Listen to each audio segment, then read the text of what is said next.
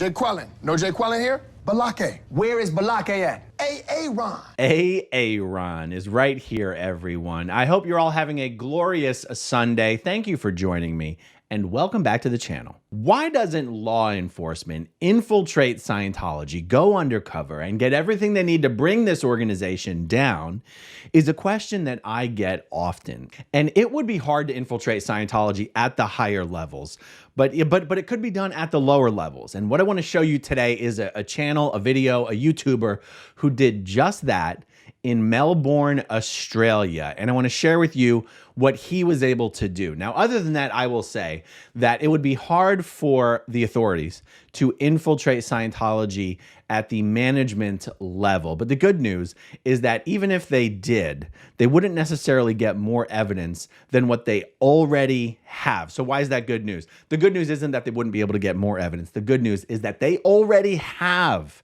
The federal authorities already have enough evidence to bring Scientology down, in my humble opinion, from my experience, what I know, and it is just a matter of time before we see Scientology prosecuted. I'm very optimistic. It is not a naive optimism. It is an informed optimism. But putting that aside, let's just take a look at what this YouTuber was able to do in Melbourne, Australia. Now, guys, real quick, in the 7 years I've been doing this channel, I have consciously, intentionally never put in my videos asking people to subscribe because I think it's a little cheesy. However, I'm trying to hit 100,000 subscribers this week. So for this week and this week only, I'm asking you, I'm putting in my videos, if you like what I do here, please hit that subscribe button. If I maintain the momentum for the rest of the week that I had yesterday, I will hit 100,000. And that would be kind of a big deal. So thank you everyone who has subscribed. Thanks to all of you who will subscribe this week. It is much appreciated. All right, let's check out this video. Now, the first thing I had to do to weasel my way into the underbelly of Scientology is book an appointment. And in order to suck me into their lovely gang of cool fellas, all they really had to do was tempt me with a free IQ test and a free personality test. So I needed to complete the Oxford Capacity Analysis, or in other words, a personality test, because this is all very official. All right, we're gonna schedule a time. Choose different time. All right, so this is what the test looks like, and as you can see, I was doing well until the responsibility section, and you know, the attention is desirable. I'm below the broken line, as you can see. But the good news is that now I'm ready to shoot the shit with Scientology's finest. Let's hop in the car and go. All right, I'm walking in. I'm trying to be discreet, so give me 1 sec. At this point, I'm definitely shitting my pants. Anyway, I walk in and this place opens up to a hallway filled with bookshelves, signs, and symbols. The receptionist lady then plonks me down Clockwork Orange style in front of this 10-minute video detailing the life of old mate L. Ron. So this is just an introduction as to who L. Ron Hubbard was, and he's our founder, and he founded a religion in 1954, and it's a kind of unusual thing to do. Yeah. So this is like telling the story of what led up to that. Okay. At this point, I'm kind of pissing myself, to be honest with you, because looking around at this place, it's like a weird combination of a hotel reception, a gift shop, and a church. But whatever it was, I couldn't really believe that I was actually there doing this. But out of nowhere, Tom pops his head around the corner and leads me to the most esoteric IQ test room that you've ever seen. I'm not sure esoteric means what he thinks it means. Alright, I'm sitting here doing an IQ test. I got 30 minutes to do this shit. Look at this. But after 40 minutes, I had the results. Finally, I get to sit down with this guy and have a heart-to-heart. I did forget to say as well, your IQ is 138, which is pretty bloody good, out of a score of 150. The Scientology IQ test is complete horse shit. And Scientologists always take the IQ test over and over and over again. And it's no wonder that by Scientology's own measurement standards, your IQ goes up the more auditing you get. The fact that you keep retaking the same IQ test over and over again has a little something to do with why the scores tend to go up. So, like, when you walked in, did you think it was as... Bro, I was shooting my pants. Yeah. Like, it's just like, it looks like when you walk in, like, a big indoctrination center, mate. Like, there's a fucking little TV screen, it's like, Like the. What, you think it's all brainwashing you as well? I mean, yeah. I mean, what's different in New the York stigma. Times Square? There's fucking TVs everywhere. yeah, exactly. Yeah, I get it. There is a lot of it out there, but I'm not here breathing down everyone's throat and saying, you have to stay here, you must be here. Yeah. Is it a cult? No. Well, look, honestly, if you look up the definition of a cult, it's just a bunch of people who follow a belief system. Yeah, everything. No, I don't think so. Based on what, I can only go off what I've seen. I know there's fucking shitloads of documents. I think it's hilarious that he's reenacting his own recording. I mean, this is funny. I can only go on. I'm the type of person that if I hear something shit about something, I want to go have a look at it for myself, or hear something good about something, and then I've got both sides of the story, so then I can determine what's right for me, right? So I'm not saying everyone has to do Scientology or that everyone should. I think it'd be good, but it's up to the person. There's no, I don't know how else to describe it. Yeah. Why is it so? What's the stigma? There's such a massive stigma in this.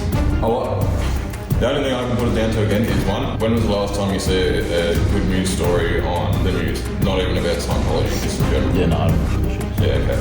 I just think people have, because there is a conception on the internet about what Scientology and dynamics is. Yeah. So a lot of people already come in with the idea that it is creepy and that it is. That's my opinion, because I look at it and go, yeah, sure, I'm not going to put it in my house or anything. But I just look at it and go, it's a fucking sign of the quote on it. That's how I view it. Yeah. I don't know. Yeah. Maybe because you have read shit online and you have, maybe there was the idea that you had that it was a cult, so you decided that it is going to look creepy, or we got fucking sacrificial goats out the back or something. I don't know. Do you have any experiences with people?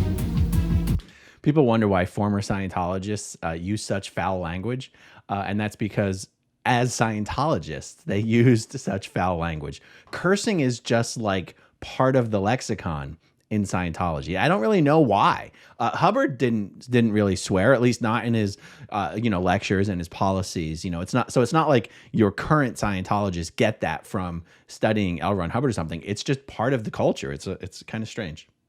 Going clear or I stayed back one night, I can't remember what for, but I stayed back, yeah. And this dude walked in, just walking past, fucking covered in facial tats, and I was like, oh, fuck, something's about to go down, right? I just instantly judged him. Yeah. But he came in, I think he owed 100 grand in the bank. He was doing drug dealing, and he owed his person fucking shitloads of, like, he was pretty fucked state. Yeah. And now he's gone clear, he's engaged, he's got 2 kids, he's got a few properties, that's the main one where I've gone from complete fucking rock bottom to... and you saw the whole thing, Yeah, where I was like, yeah, that's pretty fucking good, But yeah, I don't know how much, like, going clear, some people probably have spent 20 grand, put out that lump sum, it does sound fucking huge. Yeah. But at the same time, like here, a lot of our other courses here are $50 or $100, like it's just that process itself that just does cost a bit of money. Yeah, I get it. What I was going to ask is the outer body experience shit, because it's like the most probably interesting part about it in terms of what I've looked at. It can just happen as you're doing the counselling and things like that. And have you seen it?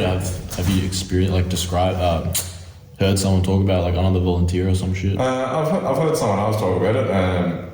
They're sort of, it happened to them once, and I guess caught them off guard, I guess you can say, so they did just feel a bit fucking... Yeah, freaky at first, and they felt a bit dazed and everything. But again, I haven't experienced myself, so I've heard enough people say they've had one to go, okay, maybe they have. I personally haven't, so I wouldn't even know what it feels like, or what you experience, or... Yeah. I mean, at the end of the day, like, this is like an organization that probably, like, similar to any religion, like Christianity, probably has some nefarious things going on at the top, right? Do you just, like, assume anything like that happens here? I don't know. As I said, with anything, whether it's religion or fucking, the local Coles, there could be shit going on behind the scenes, but until I've fucking seen it, I don't like to make assumptions, because even, let's take fucking Islam. You see one person do some psychotic thing, and all of a sudden that blankets everyone is psychotics. you know what I mean? Do you ever get judged by people? They're like, All the fucking time. yeah, what do you do about that? It's their opinion. Yeah, true. Like, again, as I said, if I was there trying to, you know, I have the Mormons who used to come to my fucking house and knock on the door. That pissed me off, and you know, whatever. But if I was doing that to people and they were giving me shit, I'd be like, yeah, fair enough. But I never go around to a new person's house or fucking meet a new person or whatever and go, oh, my son, I'll just come in and see what it's all about. Like, Yeah. No, 100%. How did you get involved with it, and what like made you stay? my parents were, like, when I was born, they were already in it, but it was never a, you must be a Scientologist or anything like that. Like, they never ever pushed it on me, which I'm grateful for, because if they did, I would have gone like this. Right? I hate people telling me what to do. Yeah. But yeah, I think it was just this was back when I had struggled communicating with people. Mum said, you know, just give some of the counselling a try, and if it works, great. If you think it doesn't for you, well, you give it a shot, whatever. Yeah, true. I came here, gave it a shot. It helped. It handled that decision that I'd made in order to stop talking to people. I don't know, they seem like genuine, honest people. I enjoy the fact that we genuinely are trying to make a difference in the world. That's it. Alright, that's all well and good, but what did you and I actually get out of this experience? Well, for one thing, not much. All right. Well, that's about all that I need to see. So, I mean, does this really qualify as infiltrating Scientology? I would say no, but it is still interesting.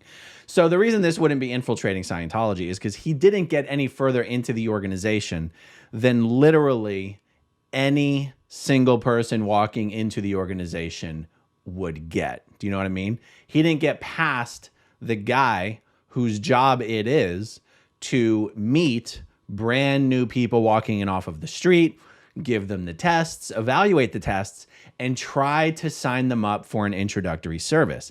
Now, I sort of wonder why we didn't see how this meeting with this guy ended. Like the meeting that we're listening to, this is a recording of what they would call the Div 6 registrar or the introductory services registrar. That guy's job is to get, that guy in Scientology, the job of that guy is to get this guy to sign up for an introductory course or some introductory auditing. So why didn't we hear that part of the meeting where the pitch was actually being made? I'm not sure. And yet I do think it's interesting to hear, for the world to hear, how a Scientologist who has that job of signing people up for introductory courses and auditing, how they go about trying to relate to the person that they're interviewing. And I think that's one reason why the guy was swearing, was to be relatable, to be laid back, to be chill, not an uptight. Scientology sort of prides itself on not being your typical religion. I mean, the truth is Scientology and Scientologists don't really consider themselves to be religious or to be a religion in the way you normally would think about it. They do think they are religious or a religion in the eyes of the law, just not in the way that people generally think about religion. And I think it's interesting to see here that the guy at the Melbourne organization, the Melbourne org, and by the way, there's only one Scientology organization in Melbourne. So once this video goes live, Scientology will know exactly what staff member was being recorded here. That I think it's interesting that he identifies himself as being a second-generation Scientologist. He was born and raised in Scientology. And to a great extent, the majority of the staff these days working in Scientology organizations are people who were born and raised in Scientology, not people who actually decided to join. Now, this staff member is almost certainly going to get in trouble for having allowed himself to be undercover recorded, like I don't even know what the word is, recorded without his knowledge. Scientology doesn't want these kind of interviews being recorded. And really, not because there's anything remarkable occurring in them, but because they don't want to lose the control. They want to have complete control over what's going on in that interview. And they don't want the content of these interviews to be subject to critique or criticism or what have you by the outside world. So we didn't hear anything, you know, remarkable or revelatory or scandalous or whatever. Nothing embarrassing was said. And yet this staff member will get in trouble for having allowed himself to be recorded without his knowledge. And this this culture in an organization where they don't, it's weird, sort of almost like a split personality the organization has. Scientology has a reputation for being a closed, secretive organization. And when I was still a Scientology staff member and a Sea Org member, I was aware that Scientology had that reputation. And it was always strange to me. I always wanted to say, you know, to the world, how can you think we're a secretive organization? Don't you understand? We want all of you to become Scientologists. We want all of you to walk in the front door tomorrow and read everything we have and do all of the courses and take all of the auditing. We are the opposite of secretive. We welcome all of you, except for the ones who are only coming in because you're trying to secretly do an undercover recording job like this guy.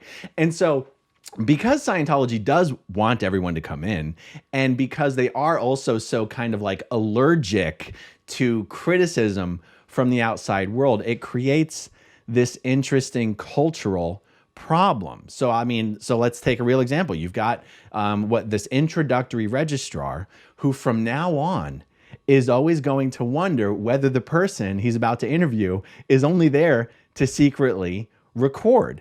And that might create a situation where Scientology starts asking people, even at this introductory level, before they start this interviews, do you have, can you leave your phone outside? Do you have any recording devices? Which is going to make the entire experience that much more awkward and suspicious and devious and make it all seem secretive and make it even harder to sign people up for introductory courses and auditing. So Scientology kind of shoots itself in its foot with its own just sort of distrust of the outside world. Like, who are you going to blame for the fact that Scientology has this reputation for being so closed off and secretive? You can only blame Scientology itself. You can only blame them. And yet they're the ones who would really love all of you to become Scientologists, and sooner rather than later, folks. So even though like we didn't learn anything mind-blowing in what we saw here, I would actually very much encourage people in different cities around the world to do something similar to this.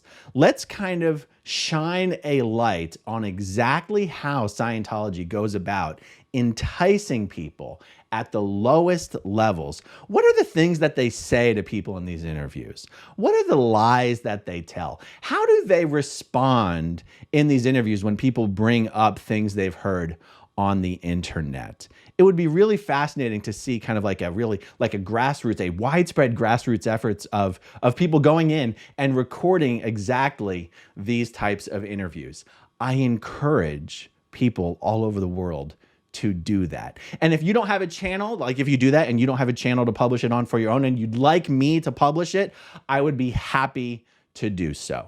All right, so that's all I got on this for now, everyone. Thank you so much for watching and listening. Thank you to all of you who watch until the very end, and I'll talk to you soon. Okay, if you want to see my rock and roll songs, click right on this guitar. And if you want to see a different one of my videos,